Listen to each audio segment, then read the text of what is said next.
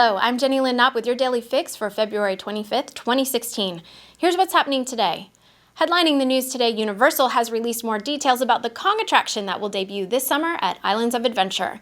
We've known for some time that the attraction will be a multi-experience that features 3D technology, but we've been unclear of the actual story behind it, until now.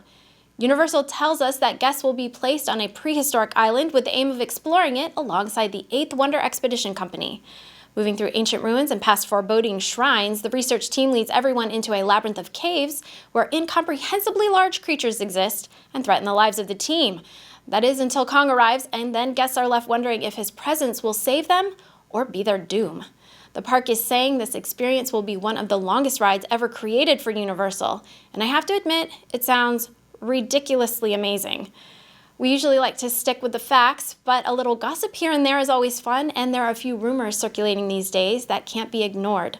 Among them are the phasing out of FastPass Plus for Wishes and Illuminations, the opening of Rivers of Light, the addition of some Zootopia character meets, and more price hikes coming soon.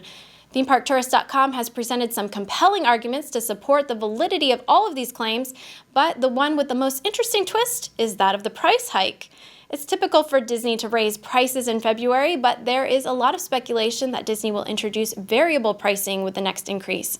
Universal Studios Hollywood was the first park to do this, but they did it in such a way that many guests will save money when visiting the park during non-peak season.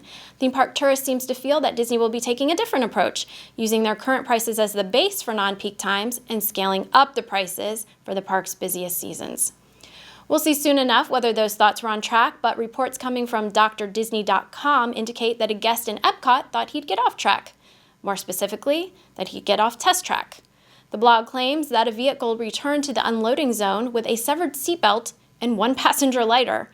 According to the report, the remaining guests in the vehicle told cast members that the missing individual had cut through his seatbelt, left the vehicle, and wandered around the attraction when the vehicle was stopped due to technical difficulties. The article states that the guest was never found inside the attraction and the affected vehicle was removed and attended to. That's all fine and good, but what the heck did this guy bring into the park that could cut through a seatbelt? Maybe we need to revisit the methodology of park security. Speaking of tracks, we have a piece of news that may interest the joggers out there. With running being such a popular form of recreation, New Balance has partnered with Walt Disney World to create a series of jogging trails around the resort. Between all the hotels, more than 16 miles of trails are now available for guests to make use of. So, happy trails and all that. For those making trails around World Showcase in the future, the Diz has a post trending that might be of interest. Sean Thompson's article, A Guide to Drinking Around Epcot's World Showcase, is circulating once again, and for good reason. Many people attempt to drink around the world, not all navigate it well. To assure that your attempt is a success, take a look at that article up on wdwinfo.com. But if you are more in need of camaraderie, the Diz Boards is the place for you. That's what poster Nader Fan is finding on the Disney Cruise Line forum. Her thread, Inconsiderate Cruisers, has a lot of people talking about the regrettable behavior of fellow cruisers. To share your own experience, head over to the boards on dizboards.com. Coming up later today on DizUnplugged.com, the Universal team gives a dining review. Join them today at 1 p.m. on youtube.com/DizUnplugged as they waste away in Margaritaville. And we have the forecast for all of you park goers.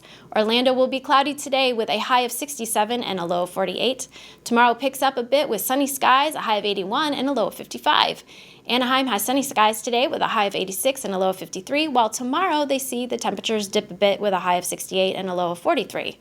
That's our Daily Fix for February 25th, 2016. For links to all that we mentioned today, visit wdwinfo.com/dailyfix. I'm Jenny Lynn Knopp. Enjoy your day.